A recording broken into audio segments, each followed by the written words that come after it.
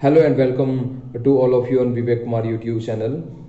बने रहिए मेरे साथ और आज हम डिस्कस करेंगे यूएस ने जो इन्वेस्टिगेशन किया है कोरोना वायरस के बारे में। उसकी रिपोर्ट आ चुकी है। वो रिपोर्ट क्या कह रही है, कौन जीता कौन हारा, वो वाली बात भी एक तरह से यहाँ पे हो जाती है।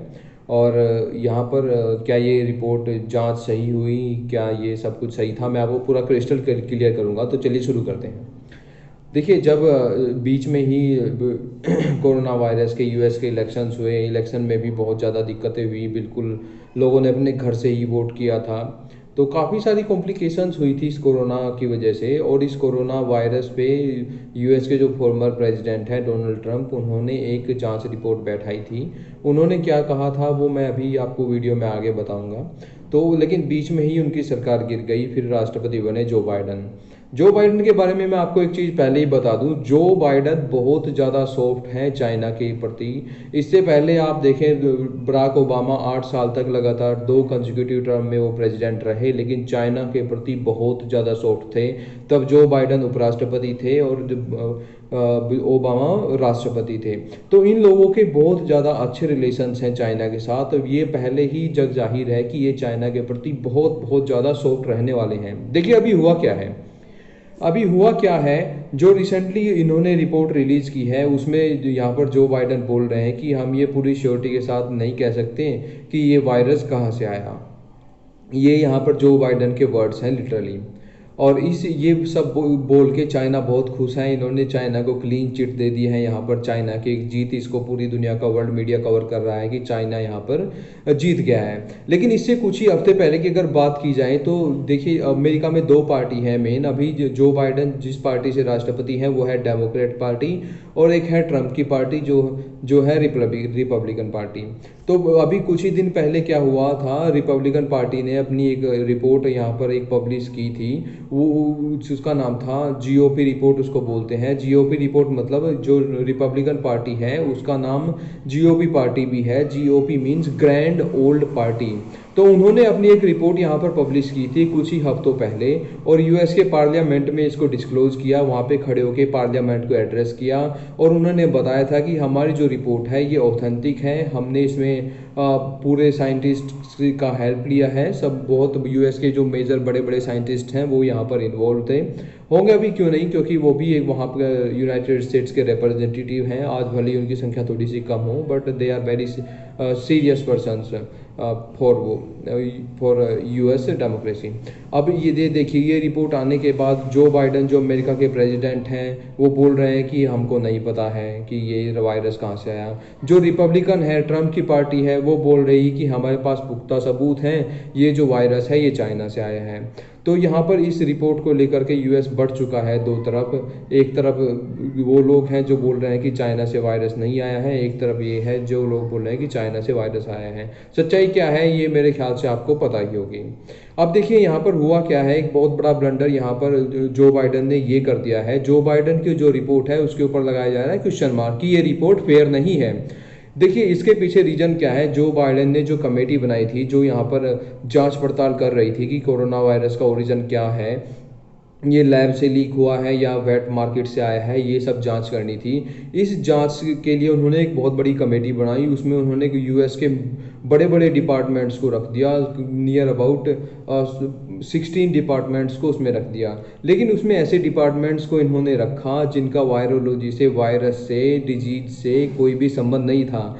उस जो इन्होंने जो इन्वेस्टिगेशन के लिए जो एक टीम बनाई थी उसमें इन्होंने रख दिया यूएस फाइनेंस डिपार्टमेंट के जो बड़े बड़े अधिकारी थे उनको, जो यूएस ट्रेजरी डिपार्टमेंट के जो बड़े बड़े अधिकारी थे उनको, यूएस सैटेलाइट डिपार्टमेंट के जो बड़े बड़े अधिकारी थे उनको, और यूएस के जो होमलैंड सिक्योरिटी के जो बड़े बड़े अधिकारी थे उनको, आर्मी के पर्सनल को।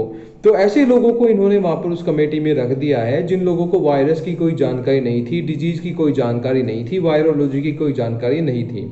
तो यहाँ पर ये ब्लंडर हुआ है यहाँ पर। अभी देखिए, ये जो मतलब ये रिपोर्ट बनवाई गई है इसमें बिल्कुल भी मतलब आप सोच सकते हैं सीरियसनेस नहीं है। अमेरिका के जो लगभग 6,33,000 लोग इस वायरस की वजह से मारे जा चुके हैं। उनके प्रति कोई भी सीरियसनेस नहीं दिखाई गई, उनकी जो लाइव्स है वो कोई मैटर नहीं करती है।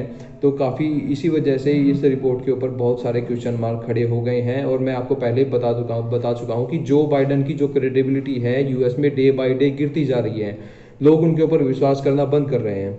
लेकिन इसी बीच होता क्या है, अमेरिका में जो सीडीसी डायरेक्टर हैं, अमेरिका में एक होता है central for disease control, CDC वहाँ पर होता है एक वायरोलॉजी के में बहुत बड़ा जैसे हमारे यहाँ हेल्थ मिनिस्ट्री है, तो वहाँ पर ऐसे ही सीडीसी है, उसमें एक डायरेक्टर थे जिनका नाम था रॉबर्ट रेडफील्ड। अभी वो रिटायर हुए हैं।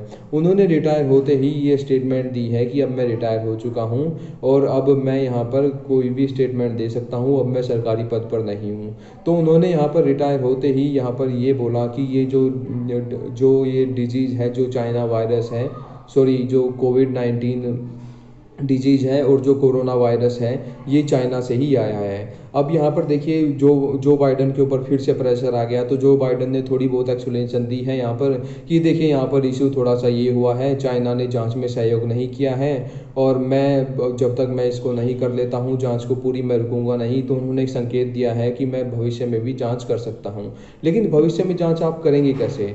WHO का जो वहाँ पर जो फर्दर इन्वेस्टिगेशन का जो प्लान है, चाइना ने उसको रिजेक्ट कर दिया है कि हम अब WHO को भी कोई अपनी कंट्री का एक्सेस नहीं देंगे, अब कोई इन्वेस्टिगेशन नहीं होगी। यूएस को तो आप भूल ही जाइए, यूएस तो हमारा नाम खराब करने का कोशिश कर रहा है। तो देखिए इतना बड़ा ब्लंडर हुआ है, लाखों लोग मारे गए हैं। अगर यहाँ पर इंडिया होता तो आप सोच सकते थे कितना हमारा क्रिटिसिज्म होता, हमारे देश को मतलब लिटरली बर्बाद करने पे दुनिया तुल जाती।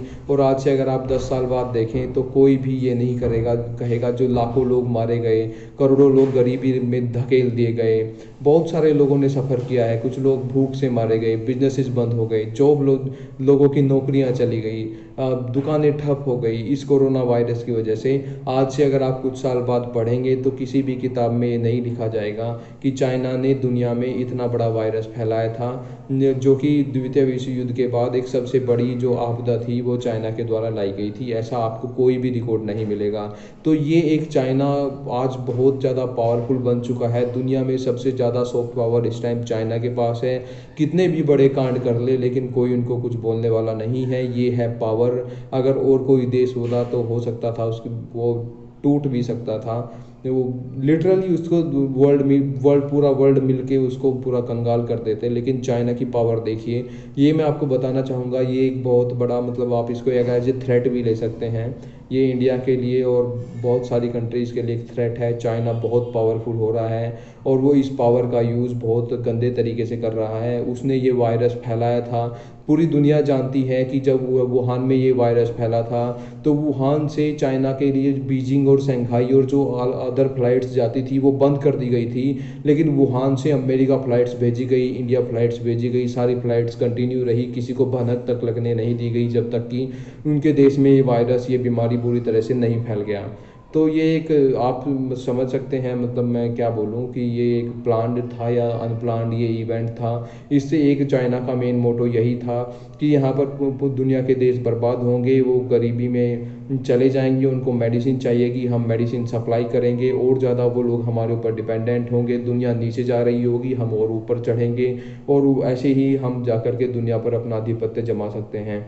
तो अब आप मुझे इस बारे में बताइए कि क्या ये जो बाइडन ने बोला है या ग्रैंड ओल्ड पार्टी जीओपी जो रिपब्लिकन पार्टी बोल रही है, वो कौन सी बात आपको सही लगती है? और अगर आप कुछ ऐड करना चाहें तो प्लीज़ ऐड कीजिए। अगर मुझे आपका कमेंट अच्छा लगता है तो मैं आपके कमेंट को पिन कर दूंगा। नेक्स्ट वीडियो आप किस टॉपिक पे देखना चाहेंगे मुझे कमेंट करके जरूर बताइए। Thanks for watching video, bye bye.